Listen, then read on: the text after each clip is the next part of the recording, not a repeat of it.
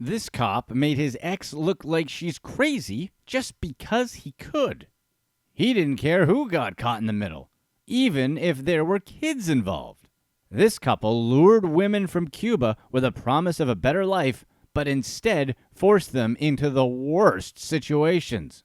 And this convicted scammer begged to be deported, but the judge said he's staying until he's recovered the money he stole. Let's get right into the most despicable criminals, starting with number 6, Painted Picture. Michelle Perfanov, 37, was forcibly committed to a Pennsylvania mental hospital after her ex-boyfriend, State Trooper Ronald Davis, supposedly misused his authority to have her detained under false pretenses.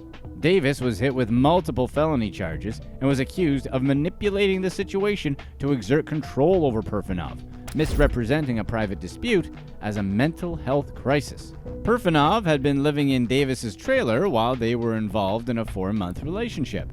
However, Davis was married with children at the time, so you already know this guy's a real sweetheart. Of course, their relationship eventually soured, but when Perfanov tried to leave, Davis childishly locked her out of the trailer and refused to let her get her stuff. So she got frustrated and sent some pretty dramatic texts, saying things like she thinks she's going to drive off a cliff and that if this is where she's supposed to pass away, then so be it. Prosecutors later determined that these weren't legitimate threats, but were instead just part of an argument. But using these messages, Davis secured an involuntary mental health commitment against Perfanov. When officers failed to locate her, he reportedly said that he'd take care of it himself and tracked her down in a remote area. A bystander recorded the video of Davis, off duty at the time, forcefully restraining Perfanov for over 10 minutes. She struggled as he pinned her to the ground, shouting out that he was insane and that he was painting her to look insane. When police arrived, Perfanov was taken to the hospital, where she was held for several days before doctors determined she was mentally sound and posed no risk to herself. The criminal complaint described a pattern of control, with Davis using his position as a law enforcement officer to manipulate the situation. Prosecutors argued that Davis had told Perfanov he knew she wasn't crazy, but that he would paint her as such. The texts Davis presented as evidence of self-harm intent were later reviewed in full context and were determined to be part of a heated argument rather than actual threats. Perfanov's former roommate, Joseph Hlavaty, also supported this assessment, explaining that while Perfanov was free-spirited, which is a polite way of saying maybe she's a little off the wall, she was also highly intelligent. Prosecutors echoed this, concluding that her texts were meant to provoke a reaction rather than signal genuine intent to harm herself.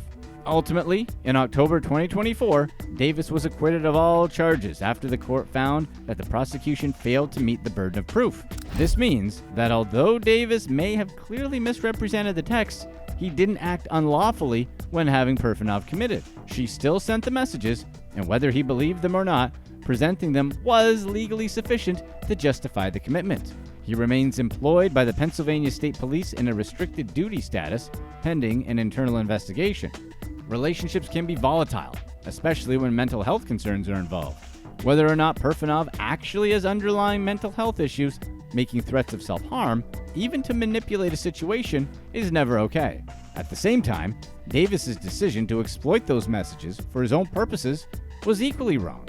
In the end, Perfanov was held for a few days before being released, so nothing permanent happened. But the ordeal was still a serious event that did happen. Number 5. No concerns. A terrifying scene unfolded in the Bronx when known gang member Michael Lopez unleashed chaos on a crowded street, recklessly firing a firearm and hitting a rival gang member multiple times. The situation exploded when 27-year-old Michael Lopez, a known member of the Make It Happen Boys gang, opened fire on a crowded street in the Bronx. Surveillance footage captured the chaos as Lopez popped off at least a dozen rounds at a 24-year-old man who frantically ran for cover. In the chaos, 2 kids, a 13-year-old girl and her 5-year-old brother, were caught directly in the line of fire. The video shows the young girl bravely grabbing her brother, shielding him from the incoming rounds as they collapsed onto the sidewalk. Miraculously, neither of them was physically harmed, but their father later shared that his son had understandably been deeply traumatized by the experience, struggling with sleep and loud noises. Lopez, who was already on parole for a previous conviction, was quickly identified as the suspect. With a long history of offenses, including multiple arrests and open cases, his actions reinforced ongoing concerns about gang activity in the city.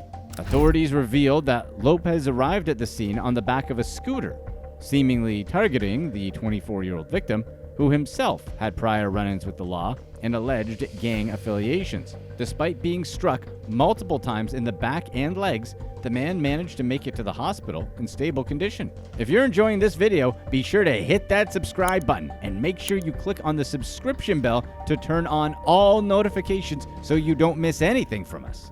Following Lopez's arrest, Bronx District Attorney Darcel Clark condemned the reckless incident, calling it a terrifying example of lawlessness in broad daylight.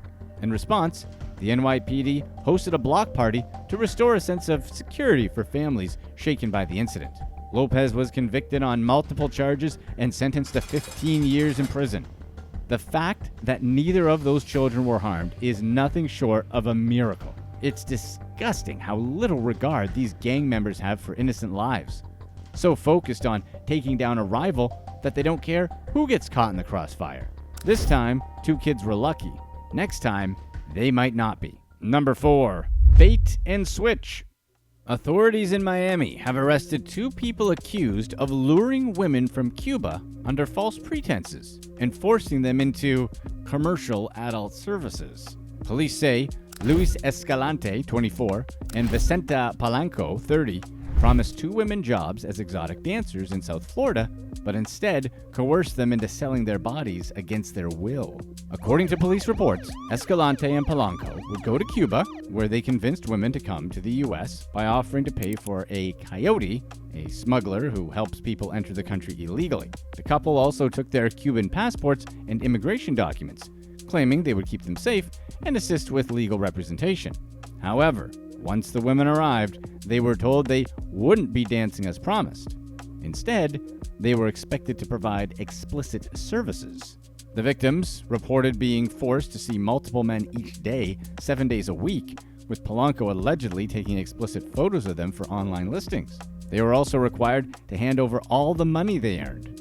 When the women eventually confronted Escalante and Palanco to demand their documents back, they were told they owed a debt of $10,000 to $12,000 before they could leave. So they contacted the police, which must have been scary considering their status, who later executed a search warrant at the suspect's residence. Authorities seized $9,000 in cash, multiple electronic devices, and a white envelope labeled with one of the victims' names. During questioning, Palanco denied having the women's passports and refused to answer allegations about the forced explicit services. Escalante also denied wrongdoing, though police noted he made a statement that was redacted from the report. As of the release of this video, there hasn't been any public updates on their sentencing. These acts were a deliberate exploitation of people who were already vulnerable. These women were seeking a better future, only to be deceived, trapped, and treated as commodities. Yeah, they signed up for a job that some might see as adjacent to what they were forced into, but there's a huge difference between dancing and what actually happened. Consent to one isn't consent to the other, and when someone takes away our choices, it stops being work. It becomes captivity. Number 3. Tricked into help. 3 lowlives were jailed for scamming elderly victims out of £416,000 by posing as police officers. Ringleader Faris Kayani, 30, and his accomplices Saqib Mahmood, 28, and Luke Williams, 24, ran an elaborate telephone scam over the course of 7 months, tricking elderly victims into believing they were helping a police investigation. Operating from a phone bank in the UK, they cold-called victims, mostly between 57 and 90, claiming their bank accounts were at risk or that staff at their bank branches were under investigation. Victims were told to verify the call by dialing 999, but the scammers kept the line open and answered themselves. The fraudsters convinced 27 victims to withdraw £116,000 in cash under the guise of checking for counterfeit bills. 2 victims also handed over jewelry worth at least £300,000, believing it wasn't safe in deposit boxes. Gang members then arrived at victims' homes to collect the valuables. One 85-year-old woman who lost £42,000 feared she could no longer afford her own funeral. Another victim, 75, suffered sleepless nights, fearing their stolen money was being used for further crimes. Kayani was eventually caught, charged, and sentenced to 5 years and 6 months after pleading guilty to fraud. Mahmoud and Williams each received 3 years and 7 months. Some victims received partial compensation from banks, but many were left devastated. Elderly victims are being targeted more and more, and it feels like we're always warning about it. So please, reach out to your elderly loved ones and let them know about scams like this. These scammers are skilled and very convincing. The only real defense is knowledge. Number 2, draining life savings. Frank and Mary Hillier, an elderly couple who raised their niece, Lucy Pagenton, as their own, were devastated to learn that she had stolen £150,000 from their life savings. The 28-year-old spent the money on lavish vacations, 5-star hotels, and designer clothing, betraying the couple who had provided for her since she was 2 years old. The Hilliers had always treated Pagenton like a daughter, spoiling her with gifts, leasing cars for her, and even taking her on vacations. When she turned 20, she approached them with a plan to buy property. She convinced them to put up the deposits for 2 homes, one of her to live in and another for them. The understanding was that the couple would live in their home for the rest of their lives, and after they passed, it would legally transfer to her. Trusting her completely, the Hilliers agreed and handed over the money. However, instead of using it as promised, Pagenton pocketed the deposits and never purchased either property. To keep them from discovering the fraud, she forged bank documents and created fake correspondence from Halifax Bank, Red Row House Builders, and a conveyancing company.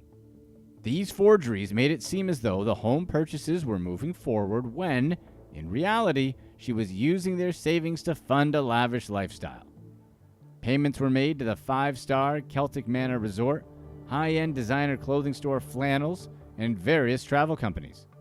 A single night at Celtic Manor can cost thousands of pounds, displaying the extent of her careless and reckless spending. Mrs. Hillier described the deep emotional and financial strain that the fraud had caused, explaining that she struggled to sleep at night due to the stress, which had taken a toll on both her and her husband's health. She reflected on how much they had given Pagenton over the years, ensuring she never went without, even offering to buy her a home. Instead, Pagenton chose to steal from them. The betrayal not only left them in financial ruin, but also created distance between them and their family, making it difficult to move forward. Despite everything, they still care for Pagenton, but want her to face the consequences of her actions. As of the release of this video, Pagenton has pleaded guilty to fraud spanning from 2017 to 2021 and was sentenced to 4 years and 2 months in prison. Judge Carl Harrison criticized Pagenton for repeatedly taking advantage of the trust the Hilliers placed in her, emphasizing that instead of enjoying their later years, they were left dealing with the consequences of her betrayal. He noted that her selfish choices had significantly impacted their lives. Stealing from the people who raised you like their own daughter is already pretty low. But in a time when many of us will likely never own a house, the fact that the Hilliers were willing to help her buy 2 was life-changing. Throwing away that amount of love and care for a couple of vacations and some clothes takes selfishness to another level and is just flat out stupid. Now, she's not only lost the money, but also the trust and respect of the only family who truly stood by her. Number 1, forced to stay. In an update to a case we've previously covered, Stoyan Stoyanov, one of the key players in Britain's biggest benefits fraud, to the tune of £50 million, is begging to be deported back to Bulgaria after he completed his 4-year prison sentence. But authorities aren't letting him off that easily, not while millions of stolen pounds remain unaccounted for. Stoyanov was part of a 5-person gang that hijacked thousands of identities and scammed Britain's welfare system out of at least £50 million. Their scheme involved fake documents, bogus tenancy agreements, and counterfeit payslips, allowing them to rake in cash while openly mocking the system in private messages. Their greed and arrogance ultimately led to their downfall, and Stoyanov was sentenced to 4 years behind bars. Now that he's served his time, he wants to go home, but officials are keeping him in the UK, hoping to track down the missing money. In court, Stoyanov lashed out in frustration, claiming his wife and children in Bulgaria are suffering because he's stuck in the UK. Not like that's his own fault or anything. He pleaded for deportation, but the judge wasn't having it, reminding him that he was involved in an extremely serious crime and still has to answer for the missing money. And we have a pretty good guess where it might be. Somewhere that rhymes with Bulgaria? Wait, we mean it rhymes with Bulgaria? After all, if millions of pounds are still missing and the guy who helped steal it is now desperate to get back home, it's not hard to connect the dots. But Stoyanov isn't the only one facing a rude awakening. Stoyanov's partner and ringleader, Galina Nikolova, is still locked up serving an 8-year sentence, and another key player, Ganesh Ali, is stuck behind bars for 7. While Stoyanov is trapped in legal limbo, they're still rotting in prison. But even when they get out, they might not be going anywhere either.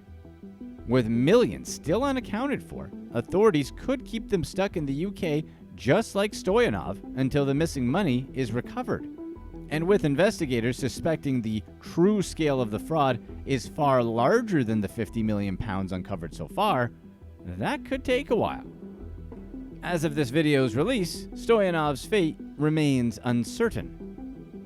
But seeing him stuck in bureaucratic purgatory after thinking he could just cheat the system and walk away? It's not a major victory, but it's a victory. Watching someone who deserves it frustratingly get stuck in another type of prison like this is a little bit satisfying. Click to watch one of these next videos.